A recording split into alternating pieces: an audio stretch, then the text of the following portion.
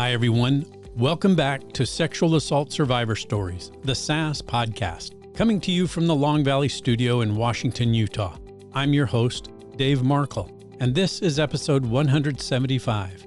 This week's conversation is one I've been looking forward to because it sits right at the intersection of accountability, prevention, and cultural change, areas we don't talk about nearly enough, but absolutely must in normalizing the conversation and helping bring justice to victims and survivors of sexual harassment.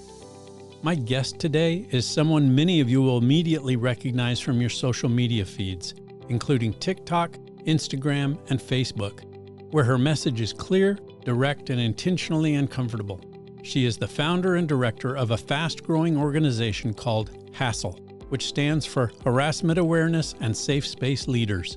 Today, we're privileged to hear from Amy Watson. At its core, Amy's work is about shifting how we think, how we interact in public, and how we take responsibility for the way we treat women in the larger scheme of social interaction. This is a conversation about engaging men, disrupting normalized harms, and moving beyond awareness into real, meaningful action. It's clear, it's honest, and it's necessary. And it pushes us all to look a little closer at the role we play, whether we're ready for that or not. Let's get started. Here's Amy. Amy Watson, what a pleasure and honor it is to have you in studio with me. Thank you so much for doing this. Thank you for having me. I'm a little starstruck, quite honestly. There's a celebrity here. That's how I found you. For my audience, Amy is the founder of HASSL. And HASSL, in this instance, is spelled HASSL. And HASSL is an organization. Well, I'll just read the tagline for HASSL is Tackling Harassment at the Root Globally. I just had to have Amy come on and talk about HASSL. Amy, I'm going to turn it over to you. Can you tell us how you got HASSL started, what the inspiration was, and a little bit about your background? Yeah, of course. I founded HASSL in October 2024, just over a year and a couple of months old. And essentially, I had a couple of incidents that happened in public harassment and also had friends and colleagues that just brought years of experiencing it to a head almost, whereas I can't deal with this anymore. I need to do something about it. And I always say when it happens to you, it's one thing, but when you see it happening to people that you care about, it hits you even harder. And I think that was the final straw for me. And in terms of background, I did my degree in entrepreneurship. And when I did my degree, I came across the concept of social enterprise, which for anyone who doesn't know is a hybrid between charity and for-profit businesses. And so essentially it's the social impact purpose element of charity, but it's more structured through business strategy, business models, revenue streams, all that kind of thing. So it's very much, in my eyes, the best of both worlds. I always grew up really passionate about social issues, talking about them, caring about them. That's how I was raised. And when I discovered social enterprise, I was like, this is what I'm supposed to do with my life. When something just clicks for you and everything makes sense. I think when I discovered that concept, I was like, that's what I meant to do. So I've had a couple of my own businesses and social enterprises when I was younger, around homelessness, and I was about to start one and COVID hit. So that was to do with kind of poverty in the area that I was living in, empowering young girls who were from like disadvantaged homes, things like that. And yeah, I ended up moving to London because COVID happened, which was not my plan at all, and couldn't continue with the social enterprise I'd had planned. Just ended up working in a few different startups in London, which I really loved, and I learned so much because I think that's the thing of working in startups. You just get so much experience so quickly in so many different areas. But yeah, I want to do social impacts. Just always wanted to do that. And again, it was almost like a click into place thing where this whole thing was happening. It was happening to me. It was happening to people all around me. Going to London, I feel like it was heightened even more. I had even more experiences. And as I say, my friends experienced it. One of my friends had not a great interaction with the police, even though she had loads of evidence. And that was the thing that really, I was like, this is it, final straw. Basically, I just went on holiday last year, and because I can't sit still, I'm going to start that idea whilst I was sat on the beach. Within 2 months, I'd quit my job to do HASSL full time. It just grew really, really quickly. So I've been building in public, I guess, for the last year and a bit. Before that, I hadn't done anything for HASSL. So that's the journey so far, I guess, in terms of how we got to the starting point, really. Tell us about the name HASSL. HASSL stands for Harassment Awareness and Safe Space Leaders. Obviously quite a large umbrella term, but also it's referring to the hassle of being harassed, of reporting harassment, of dealing with the trauma after it. I always say the end goal is a hassle-free world. Yeah. That's my end goal. Ultimately, we will have succeeded if there's no longer a need for us. So that's where the name comes from. Also, I really want everything around the branding of HASSL is intentionally unisex, neutral, almost like you don't necessarily know what it is till there's enough intrigue, but you don't know what it is until you look into it. It's not something where if you wear it, you're going to get harassed for wearing it. You know, say if you had like Burn the Patriarchy or something like that, you're more likely to get harassed in the street for wearing it. And also it's purposely designed to be inclusive of all genders so that anyone can get involved, because it's all about bringing everyone in as part of the solution. So that's why a lot of it's quite neutral. That's where the name came from. That's awesome. Just the entire imaginative concept of HASSL and the ideas that you've come up with are intriguing to me, and I think to the audience too, and obviously to the world, because HASSL has grown and taken off so fast. I'm sure part of that had to do with some of your previous work experience and contacts and connections, but not all of it did. So tell us about your outreach. How did you get HASSL off the ground and so popular so fast? There's a lot of strategy and thought behind it, but I never thought it would hit this hard this quick. When I started socials, I was basically just, I'm going to start the socials because it will take me years for them to grow to any significant point. And in that time, I will build the foundations of my brand, right? A few thousand people following along on the journey, that kind of thing. And as I say, it just took off so quickly. I think we had 100,000 followers on TikTok within 2 months or something like that, from zero.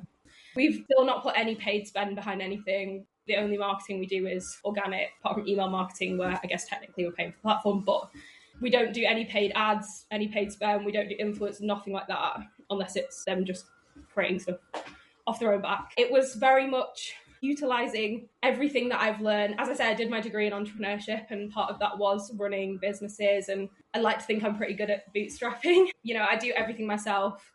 We don't really outsource anything apart from the essentials. So like I do the website, I run the ambassador community, I do all the branding, even though it's not great, but we've got to start somewhere. So I only outsource stuff that's absolutely kind of like legal stuff, or that's absolutely essential.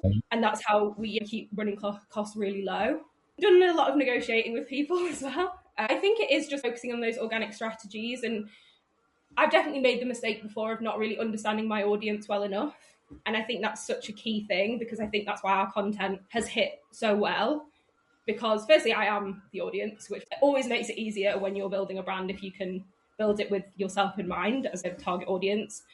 But also, I think I've just tried to put out stuff that's just really relatable, and that I think a lot of the time charities, social good organisations to an extent, and not to, no disrespect, but focus a lot on statistics and things like that. And it doesn't really hit people in the same way as talking about things on a personal level, of really bringing that human element to it, I guess. But as I say, I started, done everything organically, and then just bootstrap the hell out of it, really. Kind of only spend money where I really have to. And the first campaign I made on Canva, which cost me about £10 for the Canva subscription, and I think used B-roll footage, and I managed to get in contact with the singer to get permission to use her song, and that, I think that's on about 3 million views now.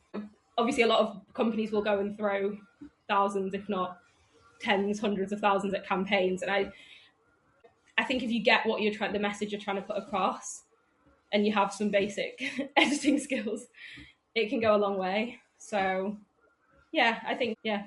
Congratulate on that. I think it's admirable and commendable that you are so successful and you continue to be. And I'm sure the platform is growing. You're getting more and more ambassadors. I see that on social media. It's an amazing feat that you've done all of this, and as quickly as you have. I want to go back to this, that a lot of this was personal. You've experienced a lot of that public harassment, and you have had that same type of experience yourself. You mentioned to me before we started recording that you actually have an experience. What are you able to tell us about that experience? As you say, I've had definitely a lot of different, I guess, varying on the spectrum of severity. And I think that is a thing that often isn't talked about that much, is the constant, continuous feeling of it rather than the one-off incidents. I will talk about that as well, but I think that is something that, especially when I have conversations with men, typically it's thought of as a, as a unique situation, and it's harder to understand that conditioning we've had our whole lives as women in terms of staying safe and the mental load that's carried, and also just that, sometimes it can literally be weekly that someone will shout something, and it's just that noise, I call it, that background noise, just constantly. Right. I had one of many incidents where I was going home. So I'm from the north of England, but I live in London. And I was travelling back home on a train. And as always with trains going up north, it was really busy to the point where I was stood up for the whole train journey. I think it's like 4 hours or something. Wow. Crammed into, not even the bit where the seats are, but into those connector bits almost between the train carriages, right? So I was pressed against people. And basically I just felt a hand on my leg, and my immediate thought, and I think a lot of people's immediate thought is, or hope, is that they think they're touching something else. They think they're touching the door, they're trying to steady themselves, or there was a suitcase next to me. So I was like, I think he's trying to hold this suitcase. That was the thought process, because you don't really want to believe it's happening, right? And I then start jolting my leg to be like, you don't realise it, but you're touching me, in the hope that that's what the case was. And then obviously as it escalates, you know exactly what is happening right now. And I always say I am relatively, especially now, a very confident person, and I can speak in front of people and all this kind of stuff. But in that moment, it is so hard to say anything. It's almost like you're not processing what's happening. As I said, I was literally crammed up with people. There's people all around. No one said anything. I don't know in that case if anyone could see, because almost sometimes when it's busy, it's worse. I think that's a misconception as well, because people think, oh, it's when it's empty. But actually, most of my experiences have been in crowded spaces, because it's easier to get away with. People don't notice it as much, right? And I didn't say anything in that moment. And I think what the kind of common theme was, and every time that's happened to me, is that feeling of no one cares and no one's going to help me, and everyone's just carrying on with whatever they're doing.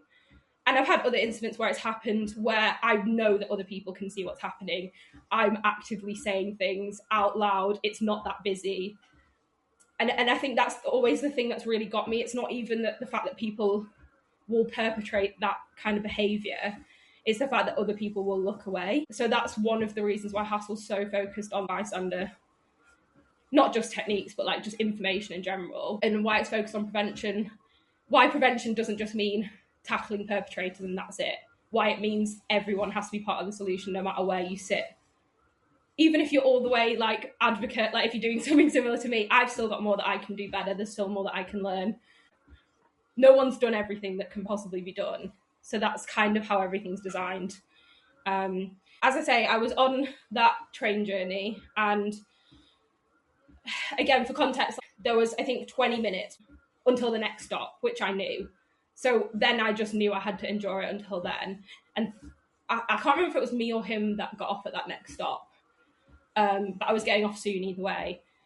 And then obviously you kind of know there's going to be an end to it, but it is just that whole thing of what just happened. And then the icing on the top of the cake was that I had to, because again, this is what happens with northern trains. They go, oh, there's no staff now to carry on the train to your destination, so everyone get off. So then I had to go at night and get in a taxi with a man on my own for 40 minutes to get home.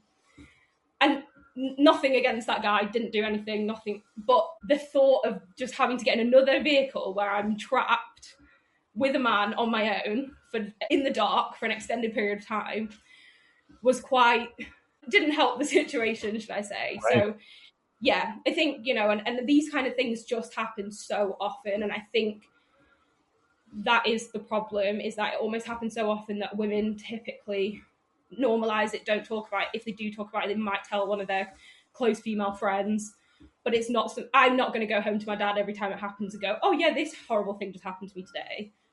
Not because he's a bad person, just because I don't want to worry him. He cares about me. I don't want to divulge all of that every time. He wouldn't ever let me leave the house, probably. He'd be like, you're never going anywhere. Yeah. But yeah, then we have this big barrier between women's lived experiences and men's understanding of how common and frequent and how impactful those experiences are day to day.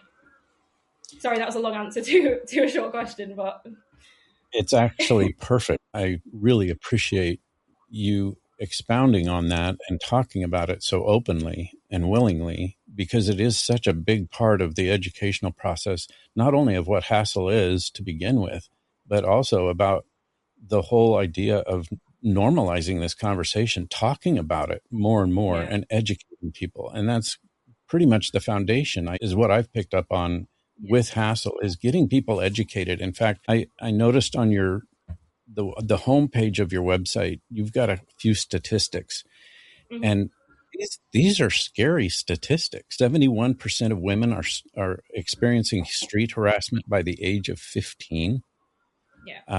68% of women aged 25 to 34 have experienced harassment on public transportation, like you just talked about, that frottage, that rubbing up against or touching someone on purpose in crowded situations in order to obtain sexual gratification.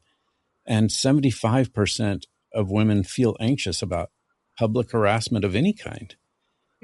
Those are astounding numbers, but not surprising to me. I'm from former law enforcement background and understanding these things, and the training and experience of the cases that I've handled and knowledge of what this all involves. I'm right there with you in terms of getting people educated and knowing what this is and how prevalent it is.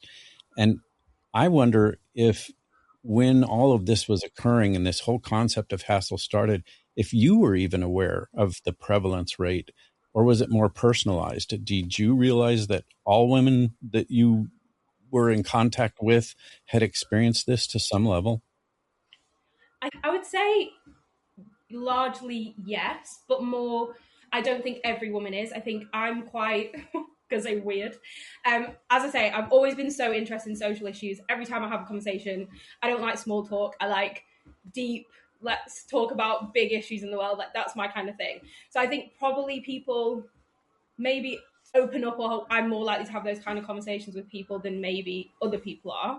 Every time I've ever mentioned something, I've never ever had a response from a woman where they've gone, oh, that's never happened to me. I don't know what you're talking about.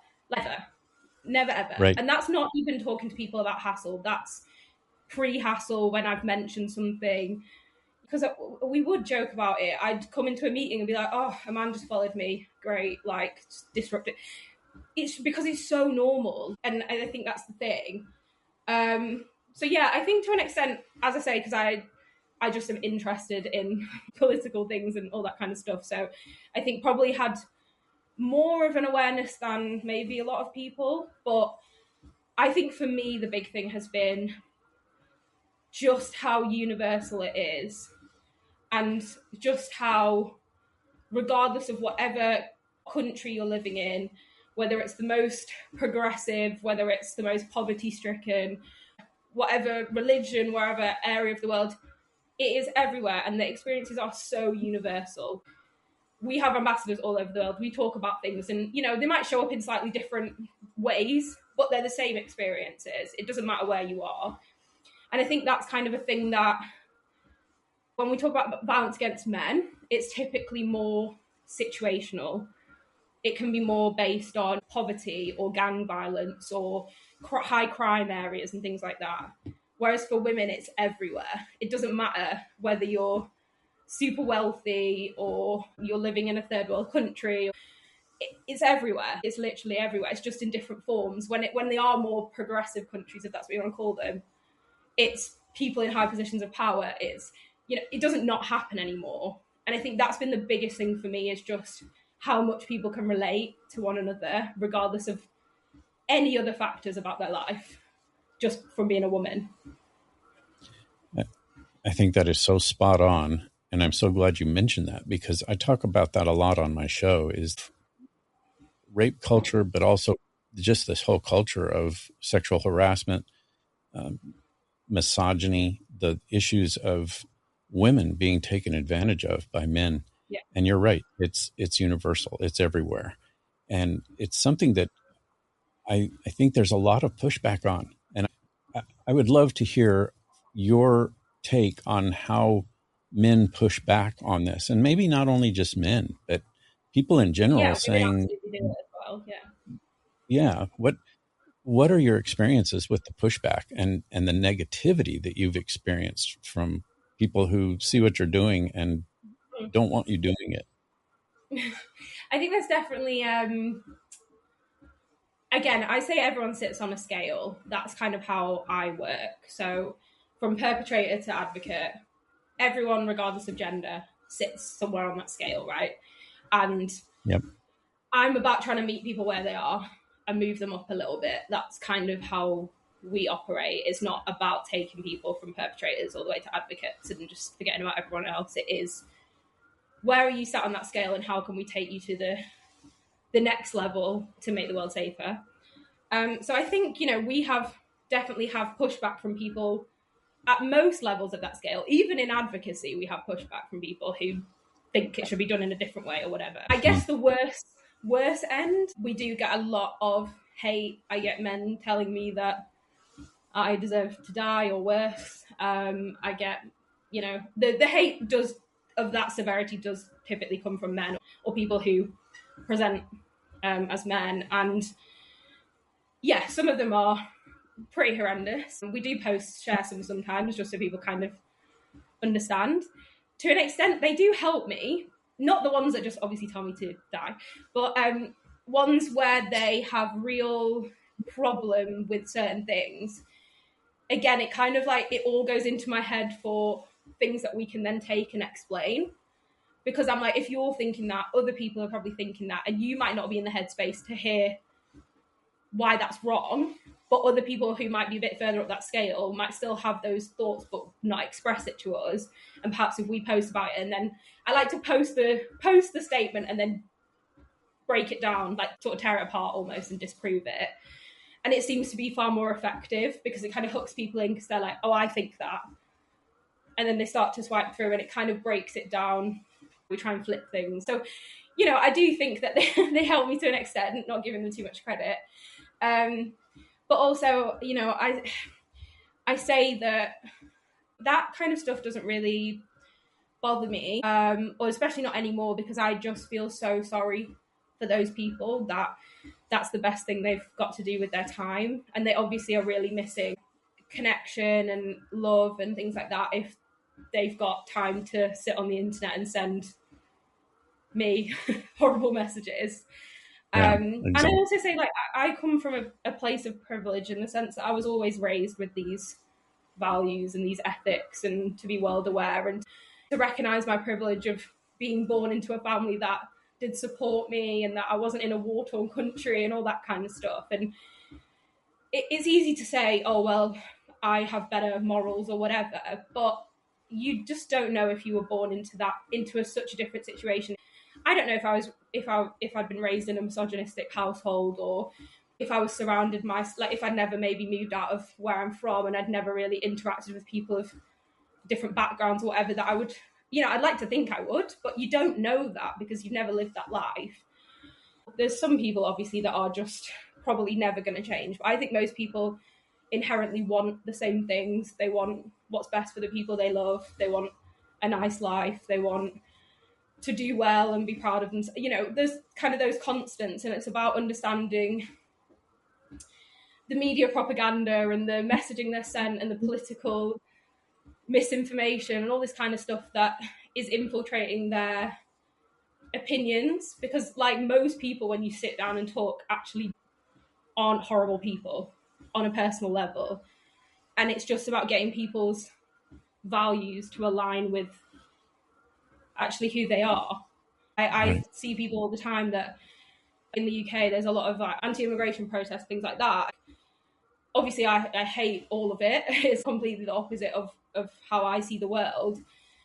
But so much of the things comes from fear. It comes from being told that the reason that you have an awful life and you don't have a job and this and that is because of these people, and it's not at all, but they're being manipulated in my eyes.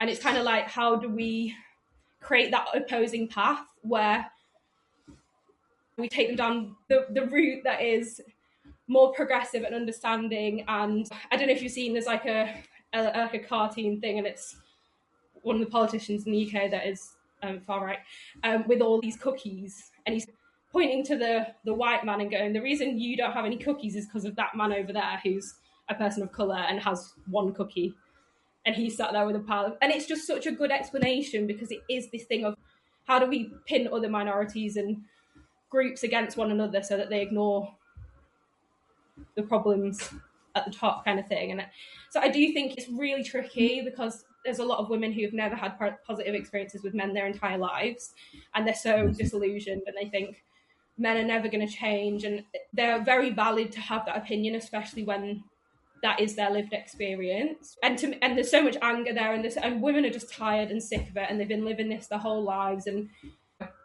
then there is this gap where there is actually a lot of men who do care, and if they did better understand the problem, they would care and they would invest time in helping.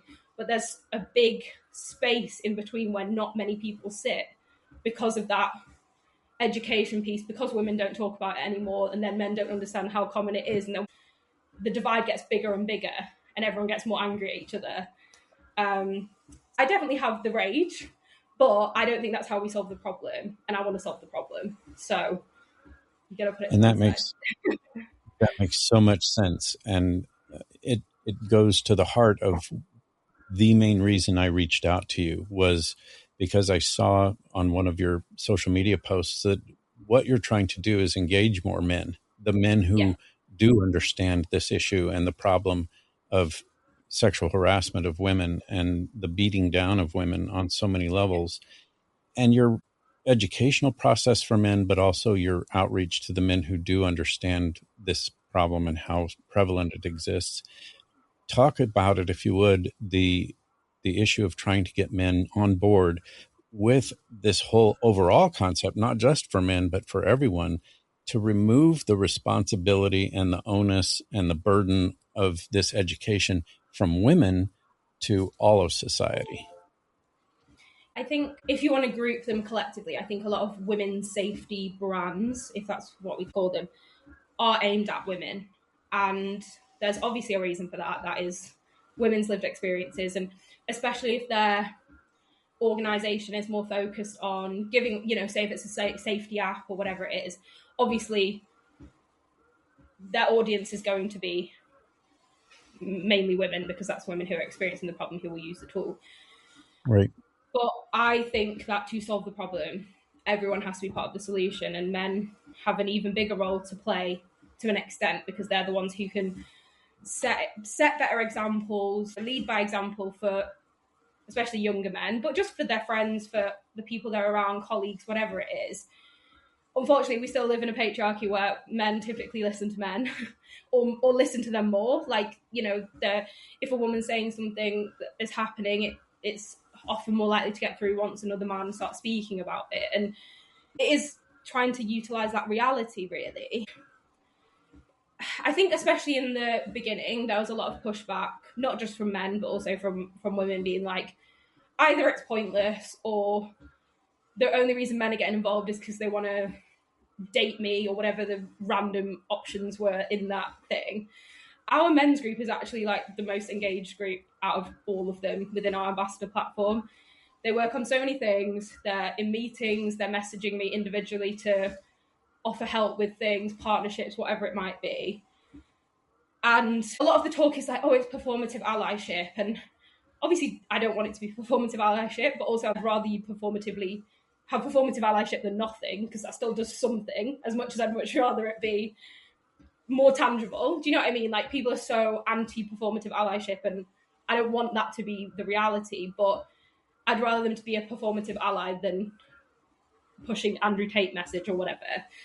So you progress people. That's what I'm always like, progress over perfection.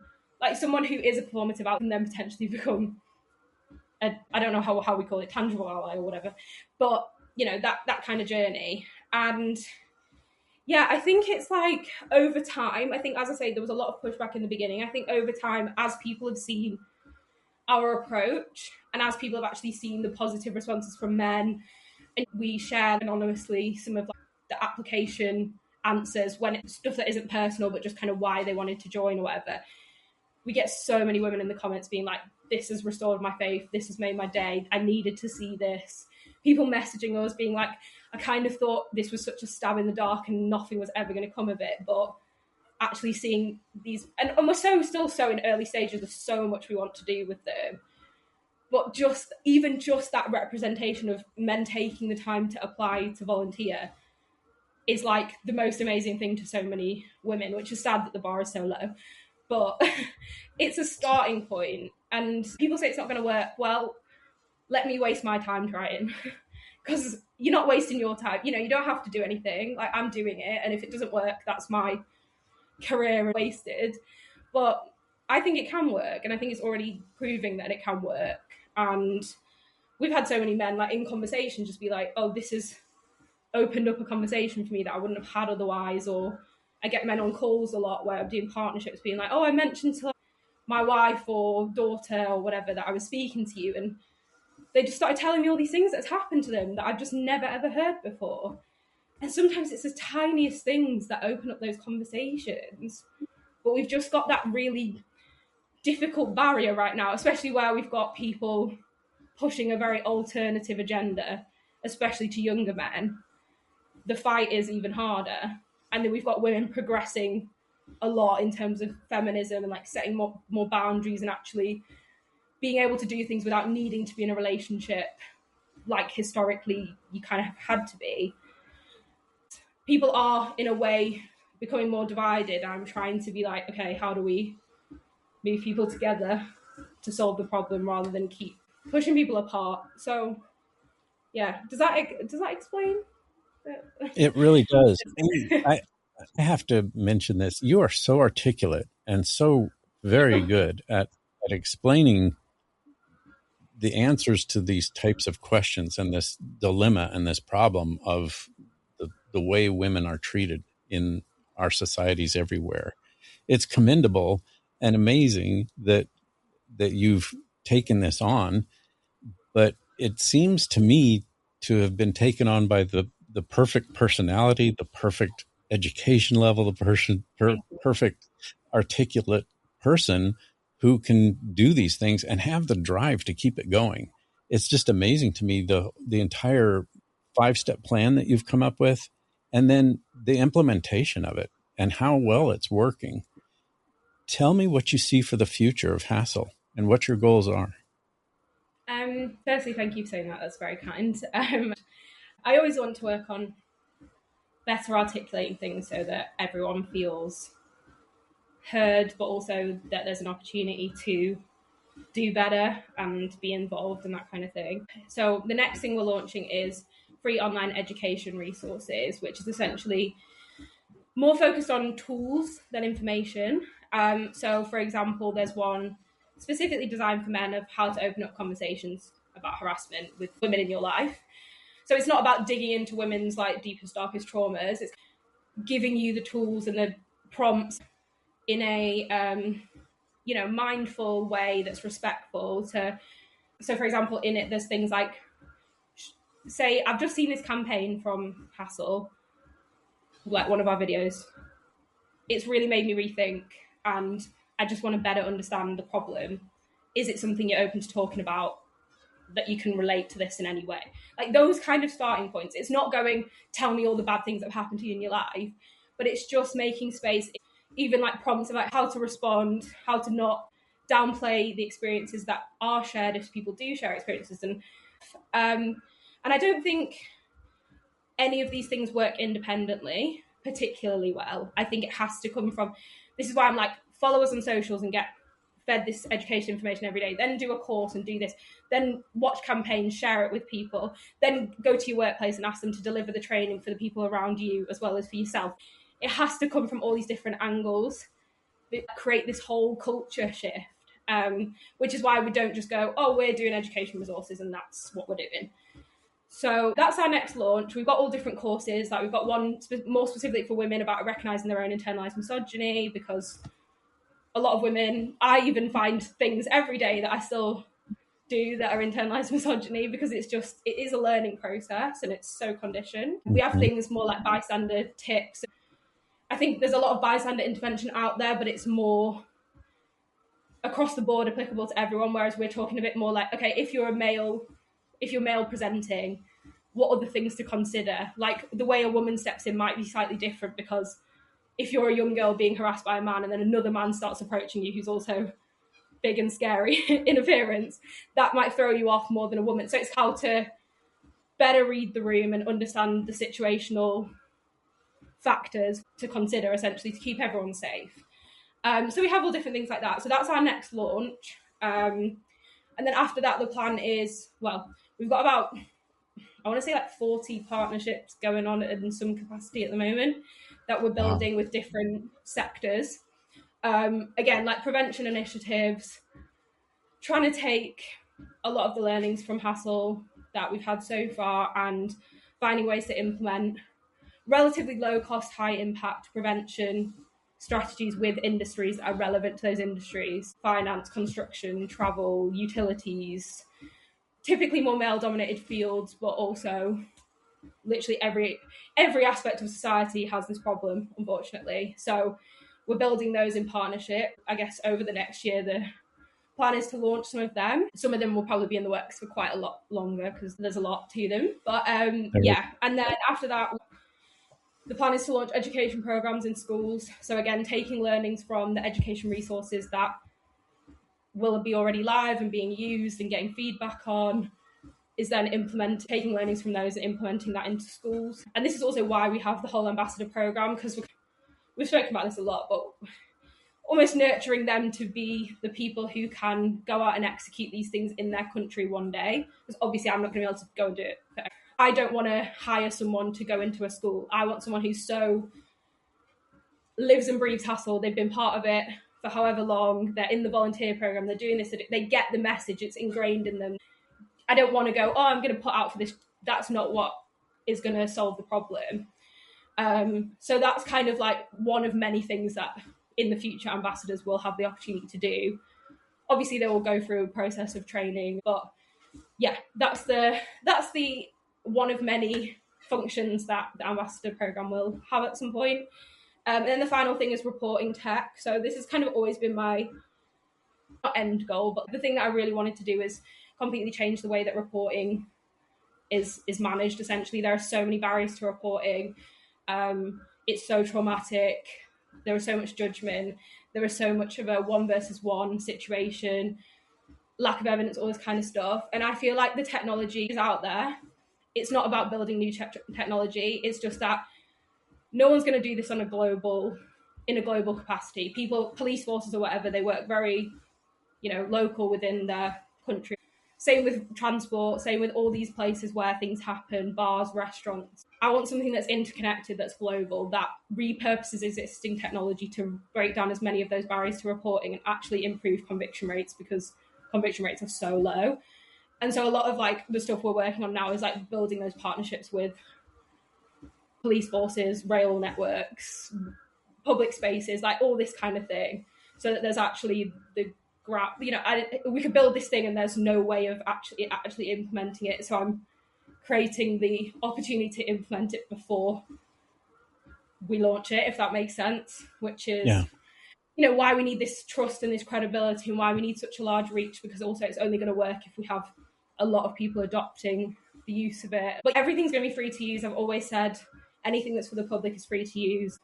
We're not going to solve this problem by charging people to be better or to learn, or safety shouldn't be a privilege, and that's my opinion. So this is why we work with businesses and stuff to pull in money from other ways so that everything is free to the public, for the public to access, and there's no barriers to doing better. That's kind of the whole plan.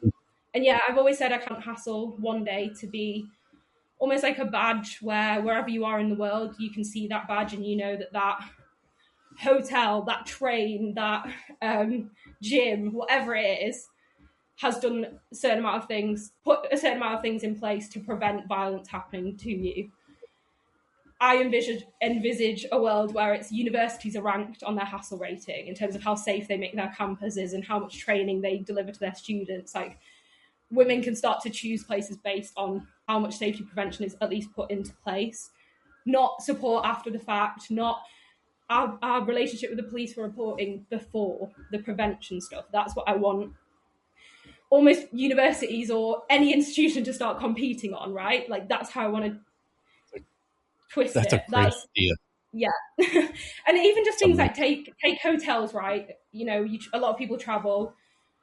I want women to go, that hotel has this HASSL rating because they've done these amount of things to put in place to keep me safe. And people start, and it, you know, as much as I'd love everyone to just want to do it for the sake of people's safety, they won't. So if we can do it in a way that also means it's good for their business, right? That's the way that you get them engaged and involved, at least in the beginning. So that's the plan.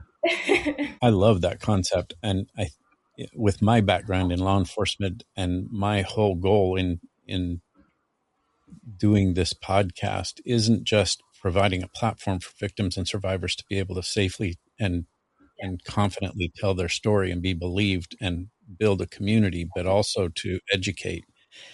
And for me, of course, that education needs to be enhanced and greatly amplified with law enforcement, because I do see so many areas where law enforcement, as you've touched on with the reporting aspect of it and the first response and the educational follow through with how these cases should be handled, is extremely lacking. And I attribute it to a lack of knowledge in what it means to be trauma informed, what it means to Yeah. understand the processes of the brain when fear is involved, and that fear cascade, and how memory doesn't work great when you're scared to death that you're going to be injured.